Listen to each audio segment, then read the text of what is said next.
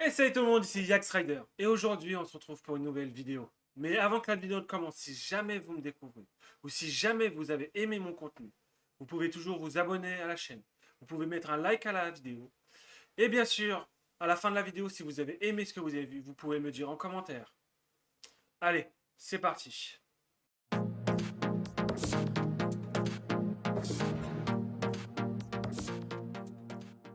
Il y a plus de 2000 ans, les Grecs ne priaient pas des concepts. Ils priaient des forces vivantes. Le désir, la guerre, le pouvoir, l'ivresse, la mer, le commerce, la peur de mourir. Les dieux grecs n'étaient pas seulement des personnages mythologiques, ils étaient des symboles d'exploitation psychologique, des modèles humains rendus éternels. Et si nous avions tort de croire qu'ils ont disparu? Parce qu'au fond, les dieux meurent rarement. Ils changent simplement de nom. Le monde moderne se pense rationnel, sécularisé, scientifique. Pourtant, nous vivons encore dans un univers dominé par le culte de l'image, la recherche de pouvoir, l'obsession de la vitesse, la glorification de la performance, la perte de soi dans les foules et le désir maladif d'être aimé. Les temples ont disparu, mais les mécanismes du sacré sont toujours là. Alors une question apparaît. Et si les dieux de l'Olympe revenaient aujourd'hui, qui survivrait vraiment? Et plus important encore, quel dieu gouverne déjà notre monde, sans que nous nous en rendions compte? Les dieux n'étaient pas des personnages. L'erreur moderne consiste à voir les dieux grecs comme des simples personnages de fiction. Mais dans l'Antiquité, un dieu n'était pas un individu, c'était une fonction du réel. Dans la théologie, Hésiode ne décrit pas seulement une famille divine, il décrit une architecture du monde. Chaque dieu représente une force fondamentale. Zeus, l'ordre et la souveraineté. Athéna, l'intelligence stratégique. Arès, la violence brutale. Aphrodite, le désir. Hermès, l'échange et le mouvement. Dionysos, la dissolution des limites. Et Hadès, l'invisibilité et la mort. Les Grecs ne séparaient pas psychologie, politique et religion. Les dieux traversaient tout. Une guerre pouvait être un conflit égo-humain, mais aussi un affrontement entre Athéna et Arès. L'amour n'était pas une émotion privée, c'était une instruction d'Aphrodite dans la vie humaine. La foi collective, le territoire de Dionysos. Et c'est précisément pour ça que ces dieux pourraient survivre aujourd'hui. Parce que les fonctions qu'ils représentaient n'ont jamais disparu. Le monde moderne a tué Zeus. Pendant des siècles, Zeus était le modèle absolu du pouvoir. Dans l'Iliade, même les autres dieux le craignaient. Il règne depuis des siècles. Il contrôle la foudre, les lois, les serments, la hiérarchie, la légitimité du roi. Mais le problème de Zeus, c'est que le monde moderne déteste les pères. Le monde, la modernité occidentale a progressivement détruit les monarchies sacrées, l'autorité religieuse, les structures patriarcales classiques. Le physiologue Frédéric Nietzsche résume ce basculement avec une phrase devenue mythique: Dieu est mort.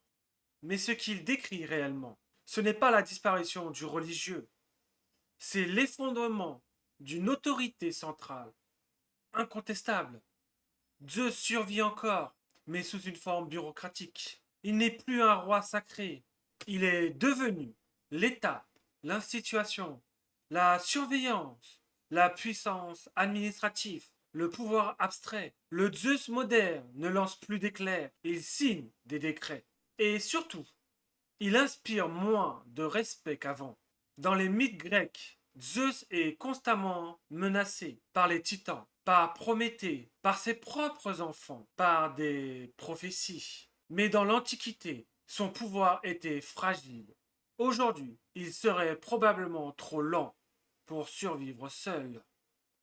Athéna, la grande gagnante du XXIe siècle. S'il existe une déesse parfaitement adaptée au monde moderne, c'est probablement Athéna. Athéna ne régnait pas par la force, elle régnait par l'intelligence, la stratégie, la maîtrise technologique, l'anticipation. Contrairement à Arès, elle ne glorifie pas la guerre chaotique. Elle préfère les plans, les calculs, les systèmes. Elle est la déesse des ingénieurs, avant l'existence des ingénieurs. Dans l'Odyssée, elle protège Ulysse non parce qu'il est le plus fort, mais parce qu'il est rusé. Et la modernité représente exactement cela. Aujourd'hui, la domination mondiale ne repose plus principalement sur les muscles, les armes, les lignées royales. Elle repose sur l'information, la technologie, les algorithmes, la connaissance. Autrement dit, le monde moderne appartient déjà à Athéna. Même l'intelligence artificielle ressemble à une extension de son domaine. Logique froide, optimisation, stratégie prédictive, rationalité calculatrice. Mais il existe un paradoxe. Athéna gagne au prix d'un monde de plus en plus désincarné. Car dans les mythes, elle est aussi la déesse de la distance émotionnelle. Elle aide, elle guide, mais elle ne conseille presque jamais. Le XXIe siècle pourrait donc devenir profondément athénien, brillant, mais émotionnellement stérile. Hermès, le véritable roi du monde moderne.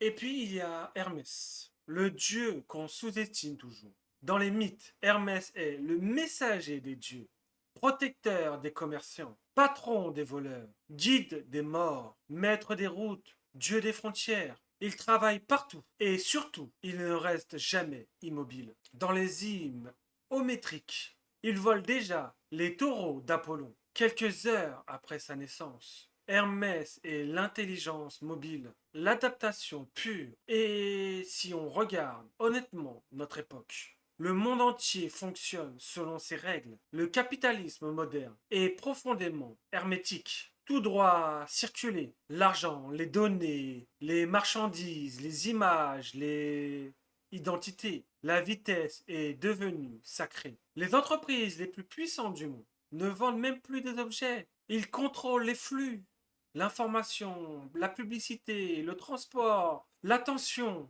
Hermès est partout. Dans Internet, dans les réseaux sociaux, dans la finance, dans la crypto-monnaie, dans les chaînes logistiques mondiales. Même notre psychologie est devenue hermétique. Nous changeons constamment d'identité, d'opinion, de travail, de relation, de personnage social. Le physiologue Zygmunt Baume parlait d'une modernité liquide. Les Grecs auraient probablement utilisé un autre mot, Hermès. Parce que Hermès est le dieu du monde instable. Et dans notre monde instable, il est devenu presque impossible à renverser.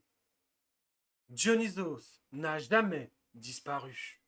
Le dieu le plus mal compris de toute la mythologie grecque est peut-être Dionysos. On le réduit souvent au vin, à la fête, à l'alcool, mais dans The Braque de Euripide, Dionysos est terrifiant. Il détruit les identités, il fait exploser les limites sociales, il pousse les foules à prendre leur individualité. Le roi Panthée croit pouvoir contrôler le culte dionysiaque par la raison. Erreur fatale. Parce que Dionysos représente précisément ce qui échappe au contrôle rationnel. Et de plus, une société tente de tout rationaliser. Plus le retour du dionysique devient violent. Le physiologue Friedrich Nietzsche voyait dans Dionysos une force fondamentale de l'existence. L'ivresse, le chaos, la fusion collective, la destruction de l'ego. Et regardez notre époque moderne. Festival géant, culture virale, foule numérique, addiction, drogue, hyperstimulation, recherche permanente d'expériences extrêmes. Même les réseaux sociaux fonctionnent parfois comme des rituels dionysiques. contagion émotionnelle, perte du recul, emballement collectif, destruction publique.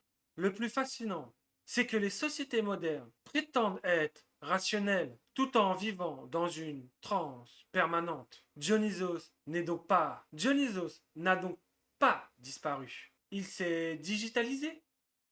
Aphrodite a conquis Internet. Dans le monde antique, Aphrodite était déjà plus puissante que ne l'on croyait. Même Zeus avait peur d'elle. Pourquoi?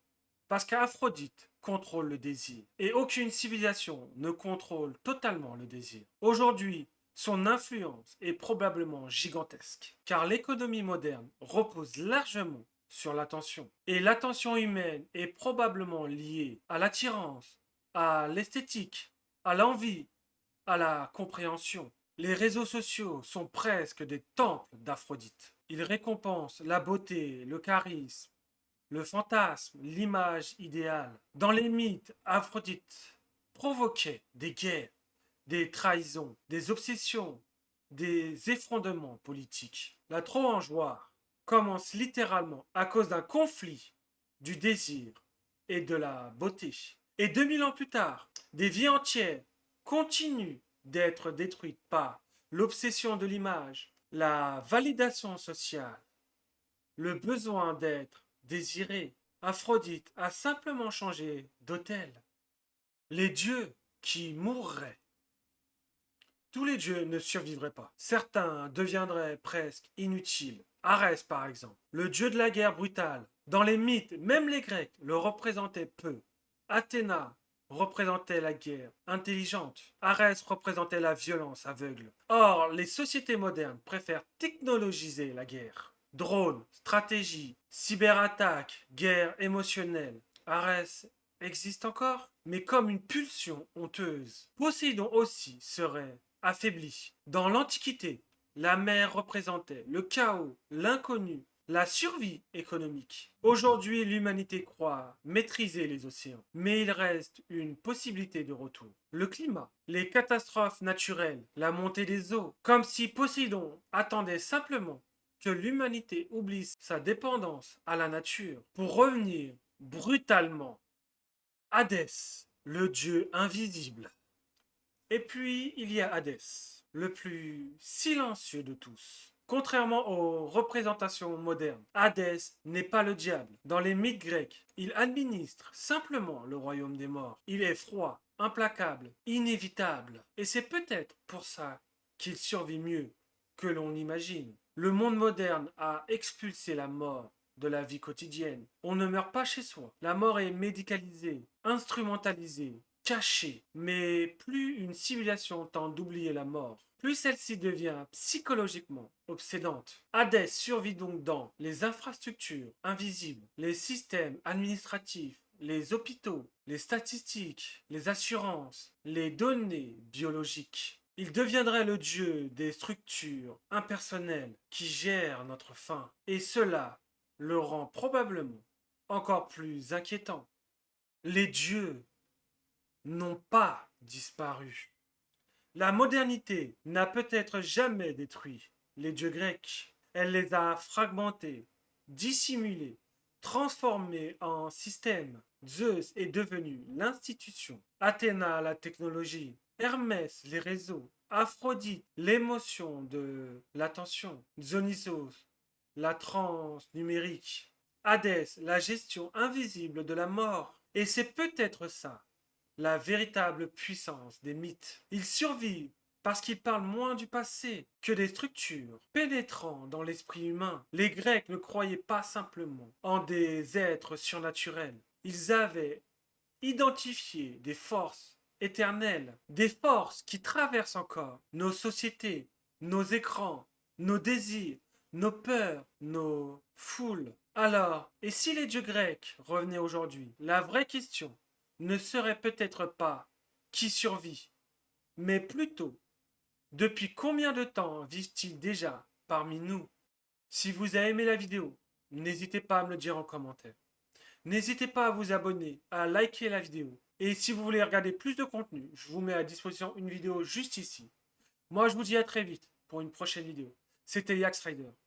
Ciao tout le monde.